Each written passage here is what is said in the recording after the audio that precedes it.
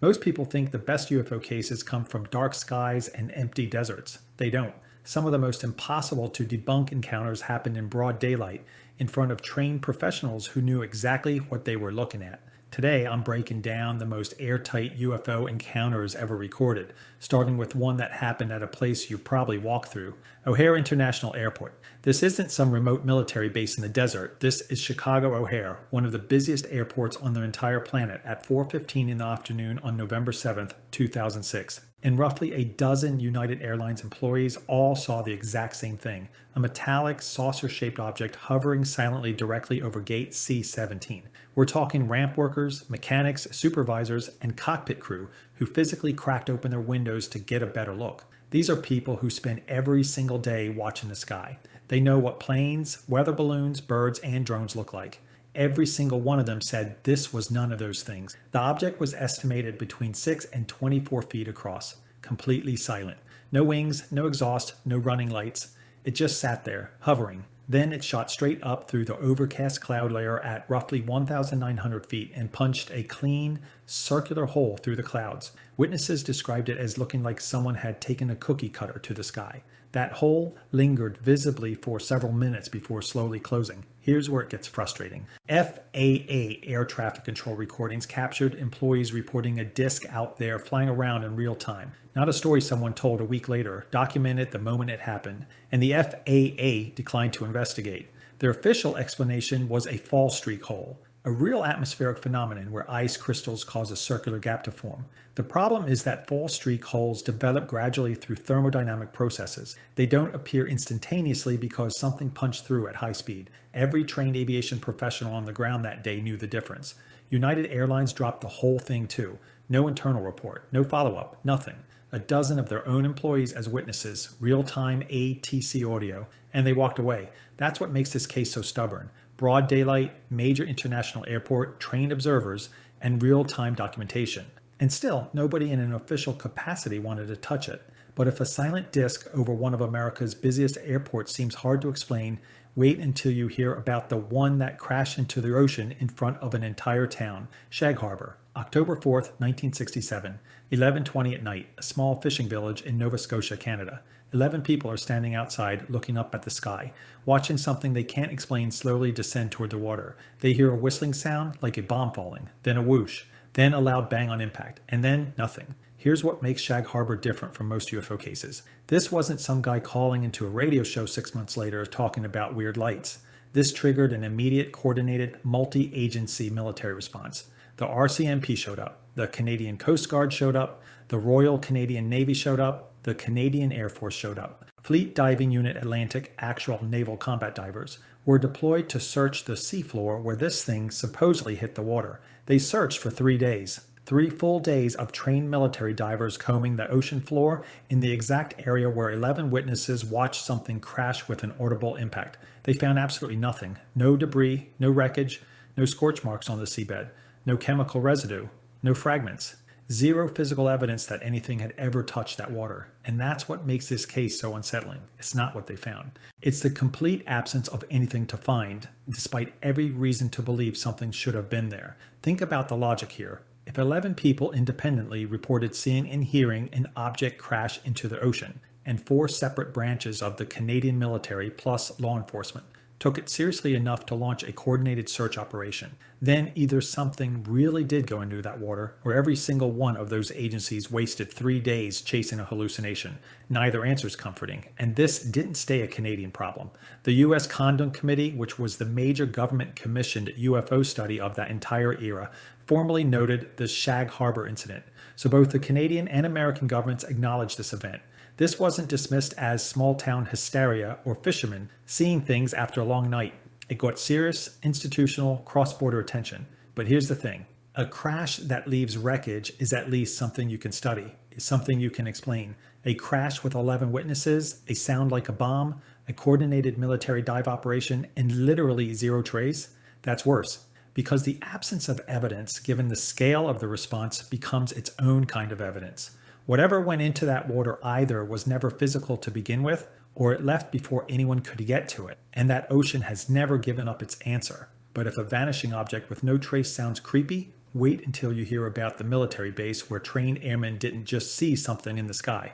They walked up to it, touched it, and found symbols carved into the hull. Rendlesham Forest. There's a moment on the halt tape where a decorated lieutenant colonel of the United States Air Force, standing in a dark forest in rural England, narrates a pulsating red light splitting into multiple objects directly over his head. His voice doesn't sound panicked. It sounds confused, and that recording is more unsettling than any secondhand account could ever be, because it's not a memory. It's not a recollection filtered through years of interviews and book deals.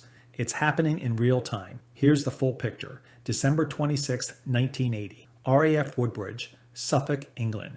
U.S. Air Force security personnel stationed at this NATO base spot. Unusual lights descending into Rendlesham Forest just outside the perimeter. Staff Sergeant Jim Peniston and Airman John Burroughs go in on foot to investigate. What they report finding is a triangular craft sitting on the forest floor. Peniston described hieroglyphic-like symbols etched into the hull. Not lights in the sky, not a blur on the horizon, a physical object on the ground close enough to touch. But the real weight of this case comes the following night. Deputy Base Commander Lieutenant Colonel Charles Halt walks into the same forest with the team and a tape recorder running. He's not some junior airman fresh out of training. He's the second highest ranking officer on the base, and his live audio log describes exactly what he's seeing. A pulsating red light moving through the trees, then breaking apart into multiple separate objects overhead. That tape still exists. You can listen to it right now. Then there's the physical evidence. Radiation measurements taken at the alleged landing site came in at roughly 10 times the normal background level. Ground impressions were documented at the site. This goes beyond eyewitness testimony. There are instrument readings backing up what these men reported. So what did the UK Ministry of Defence conclude after investigating? That there was no threat to national security. Or read that again. Not nothing happened. Not this was a misidentification. Just that whatever occurred wasn't a threat. That is one of the most carefully worded non-answers in military history, and it has fueled debate for over 4 decades, because it tells you everything by what it refuses to say. And somehow, a senior officer's live field recording, radiation claims, physical ground markings, and multiple military witnesses never produced a formal, thorough investigation. The documentation is incomplete. The case remains officially unresolved. Rendlesham should be the most settled UFO encounter in history. Instead, it's the one that makes you wonder why nobody in power wanted it settled. But if a decorated officer narrating lights in real time feels hard to dismiss, wait until you see what the U.S. Navy captured on camera. Chilean Navy helicopter. Most UFO footage lasts seconds. A shaky phone clip, a blurry dart, maybe a few frames of something weird before the camera loses it. 9 minutes. That's how long the Chilean Navy recorded this thing. 9 continuous minutes of military-grade infrared footage tracking an object that, to this day, nobody can identify. Here's the setup. November 11th, 2014. A Chilean Navy Airbus Cougar AS-532 helicopter is on a routine coastal patrol north of Santiago. Conditions are basically perfect. Clear skies, cloud base sitting around 10,000 feet. The helicopter cruising at 4,500 feet doing 132 knots. No fog, no haze, no sensor interference. This is as clean as observation conditions get. The helicopter's infrared camera locks onto an object, and it doesn't lose it. For over 9 minutes, the crew tracks this thing on FLIR while it moves through the sky. But here's where it gets genuinely strange.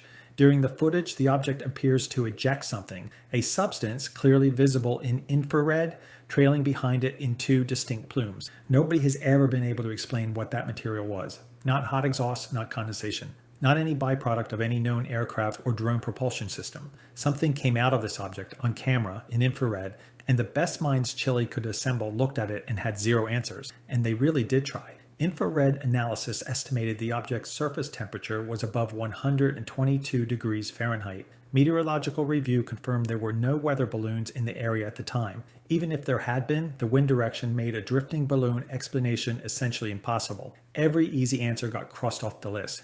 Now let me explain why this case hits different from everything we've covered so far. Chile's CEFAA, their official government UAP investigation body operating within the Civil Aviation Authority, didn't just glance at this and move on. They assembled a full multidisciplinary team. Image analysts, meteorologists, aerospace engineers. These people spent years examining the footage, running the data, trying to find a conventional explanation. They couldn't. The official conclusion from a real government body with real resources and real expertise was, effectively, we don't know what this is. That matters. A lot. Because eyewitness testimony, no matter how credible the witnesses are, will always have skeptics pointing to human error, misperception, or faulty memory. But this isn't eyewitness testimony. This is 9 minutes of multi-sensor military footage backed by a formal institutional investigation that ended in a shrug. The duration alone puts it in a different category.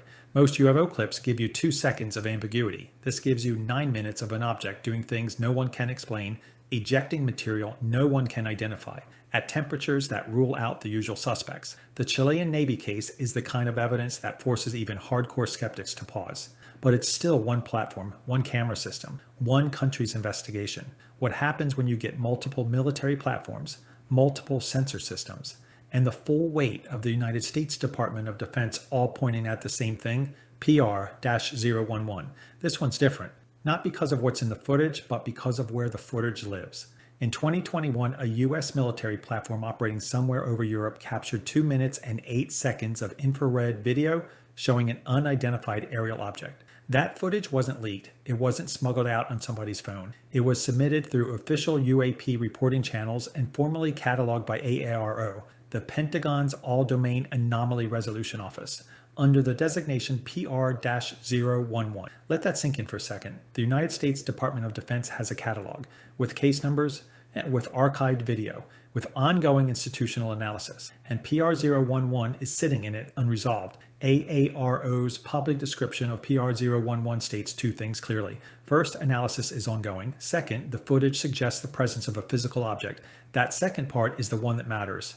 The office whose entire job is to separate real things from sensor glitches, atmospheric distortions, and camera artifacts looked at this clip and said, that's something real. We just don't know what it is. Here's where the context makes this even harder to dismiss.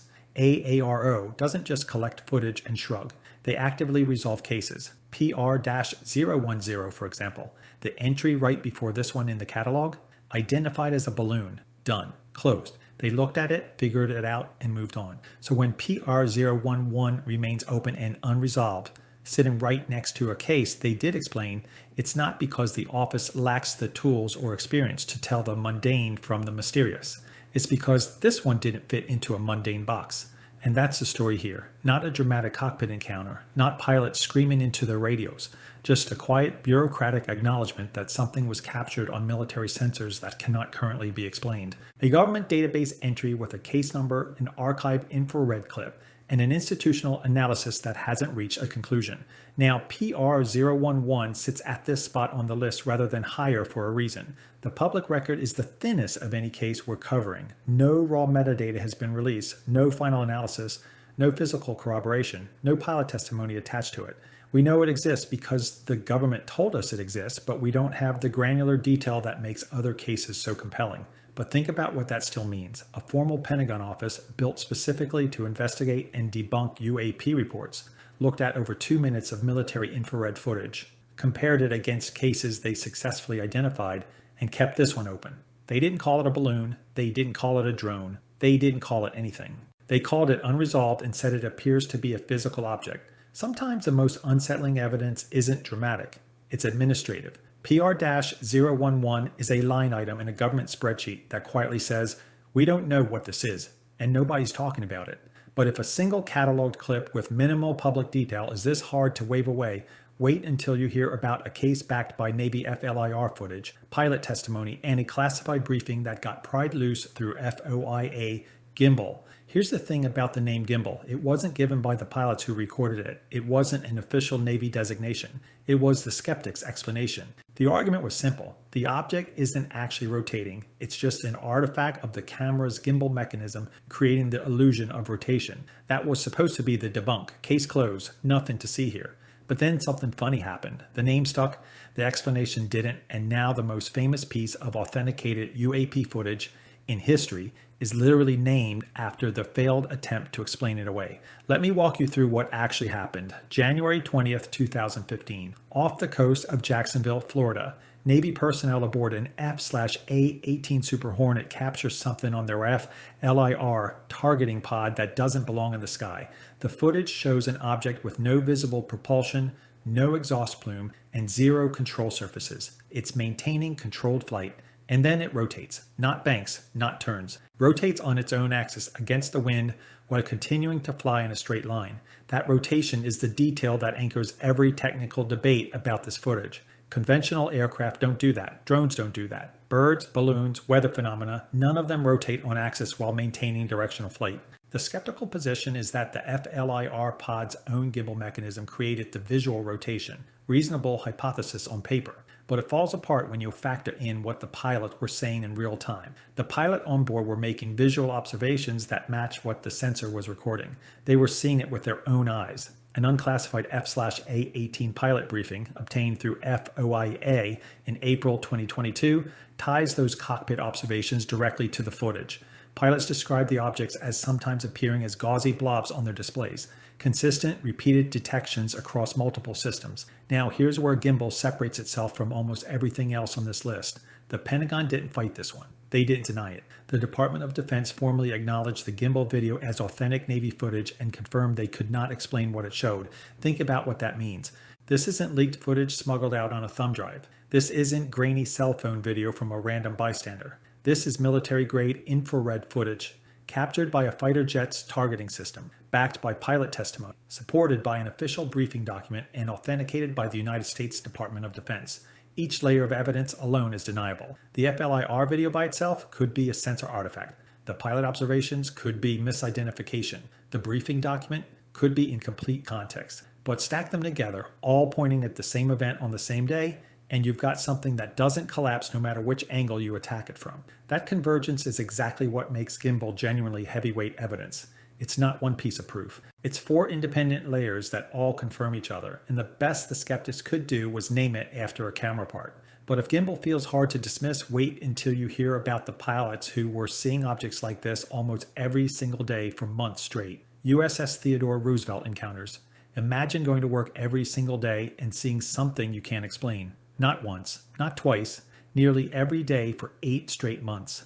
That was the reality for F/A-18 pilots stationed off the U.S. East Coast between summer 2014 and March 2015. This isn't a single dramatic encounter. It's a pattern, and the pattern is what makes it so difficult to dismiss. Lieutenant Ryan Graves, along with other pilots from VFA-11 and associated squadrons, reported radar signatures and visual observations of unidentified objects repeatedly across this entire period. Lieutenant Danny Acoyne logged his own encounters independently. These aren't weekend hobbyists with shaky phone cameras. These are career naval aviators flying some of the most advanced fighter jets on the planet, trained specifically to identify and track aerial threats. When they say something is there, it's there, and the hardware backs them up. The primary detection system on those F/A-18F Super Hornets was the Raytheon AN/APG-79 AESA radar. This is one of the most sophisticated airborne radar systems in operational service. It's not some Cold War era dish prone to ghost returns or atmospheric ducting artifacts. It's a modern, active, electronically scanned array designed to filter out exactly the kind of noise that skeptics love to blame. These objects showed up on it consistently, across months, tracked by multiple aircraft. Here's where it gets really uncomfortable. Pilots reported that some of these objects appeared to remain aloft for up to 12 hours at a time. 12 hours. In 2014 and 2015, no known drone or conventional aircraft in that operational theater could sustain flight for that duration while maintaining the flight characteristics these objects displayed. That single detail eliminates virtually every prosaic explanation in one stroke. Weather balloons don't loiter for 12 hours in a fixed corridor. Commercial drones at that time had flight times measured in minutes, not half a day. The geographic clustering makes it worse. These weren't random sightings scattered across the Atlantic. They were concentrated in a specific corridor between Virginia and Florida, directly in the operating area of the USS Theodore Roosevelt Carrier Strike Group. Near daily detections, multiple pilots. Modern radar, same region, month after month after month. Several pilots and naval personnel reported their encounters through official channels, including AATIP, the Advanced Aerospace Threat Identification Program. Some later went to the press because those official channels produced zero satisfying answers. The Department of Defense, for its part, has explicitly stated it has never claimed extraterrestrial origin for these objects. But here's the thing, they also never explained what they were. Not weather, not drones, not foreign aircraft, nothing. One sighting by one pilot on one day is an anomaly. You can explain that away. A bad sensor reading, fatigue, atmospheric distortion, pick your favorite. But near daily detections across 8 months by multiple trained aviators using state-of-the-art radar in a defined geographic corridor, that's not an anomaly, that's a phenomenon. And phenomena demand explanations that nobody has been able to provide. The Roosevelt encounters broke the coincidence argument permanently. You can't dismiss hundreds of data points from dozens of credible observers using top-tier military hardware as a collective hallucination or sensor malfunction. The math doesn't work. The logic doesn't work. But if a months-long pattern of unexplained encounters sounds hard to dismiss, wait until you hear about the single incident that might be the most heavily documented military UAP case in history. USS Nimitz-Tiiak, November 14, 2004, roughly 100 miles southwest of San Diego. Commander David Fravor and Lieutenant Commander Alex Dietrich are mid-training sortie when the USS Princeton, a guided missile cruiser, vectors them towards something the ship's radar has been tracking for days. Not hours, days. The Princeton's operators had been watching anomalous objects appear on their screens, descend from 80,000 feet, hover at sea level, and vanish over and over for the better part of a week, and nobody could explain what they were looking at. So they sent fighter pilots to go find out. What Fravor saw when he arrived was a white oblong craft, roughly 40 feet long, hovering just above a patch of churning, disturbed water. No wings, no exhaust, no visible propulsion of any kind. Just a smooth, featureless object hanging in the air like it belonged there. 4 pilots watch it for approximately 5 minutes. 4 trained naval aviators, all seeing the same thing. Then Fravor dove toward it. The object responded, it accelerated upward to meet him, mirrored his descent in a maneuver that should be aerodynamically impossible without visible control surfaces, and then it vanished, just gone. Seconds later, the Princeton's radar picked it up again, roughly 60 miles away. There is no conventional aircraft, no experimental drone, no known technology on Earth that can transit 60 miles in a matter of seconds from a dead hover. Zero. But here's the thing, if this were just a pilot story, skeptics could pick it apart. Memory is fallible. Adrenaline distorts perception. Pilots misidentify things, all fair points. The reason the Nimitz case is different is because the story is the least important layer of evidence. The encounter was captured on ATF-LIR video, known publicly as FLIR-1. That footage shows an oblong object with no visible exhaust signature being tracked by an infrared targeting system. The event was later compiled into an internal executive summary report in 2009, and the Department of Defense authorized the public release of the Associated Navy UAP footage. This isn't a campfire tale. This is an institutional record with multiple layers of documentation that the United States military itself has acknowledged as authentic. You have days of shipboard radar tracking from the Princeton. You have 4 trained aviators with direct visual confirmation. You have forward-looking infrared video. You have an internal military summary report. You have DoD authorized public release. Every single line of defense a skeptic can draw. This case has something waiting behind it. Dismiss the pilots? There's radar. Dismiss the radar, there's video. Dismiss the video, there's an internal report the military compiled and then acknowledged. You run out of things to debunk before the case runs out of evidence. And then there's the number that breaks everything. Parametric analysis of the radar data includes a finding that the object descended from 28,000 feet to sea level in approximately 0.7 seconds. Independent analysis referenced in those findings estimated the acceleration required at roughly 5,000 Gs. Let that land for a second. Trained fighter pilots begin losing consciousness above 9 Gs. That's with specialized pressure suits actively forcing blood back into their brains. The airframes they fly, some of the most advanced machines ever built, are structurally rated to around 9 Gs before components start failing. 5,000 Gs isn't a performance gap. It's not the next generation of stealth tech, it's not a classified drone program. 5,000 Gs is a completely different category of physics. Nothing in any known military inventory, nothing in any publicly acknowledged research program, nothing in any theoretical engineering pipeline operates anywhere near that regime. So you're left with a binary and neither option is comfortable. Either something moved like that, demonstrating acceleration so far beyond human engineering that the word advanced doesn't even begin to cover it, or the United States Navy's most sophisticated radar systems, the same systems trusted to track incoming threats to a carrier strike group, are fundamentally, catastrophically unreliable. If that radar data is wrong, it means the entire sensor architecture protecting American naval assets cannot be trusted. That's not a UFO problem. That's a national security crisis. Either answer is extraordinary. Either answer demands a response. And as of right now, nobody has one. If you enjoyed this video and want to see more, click the video on the screen now.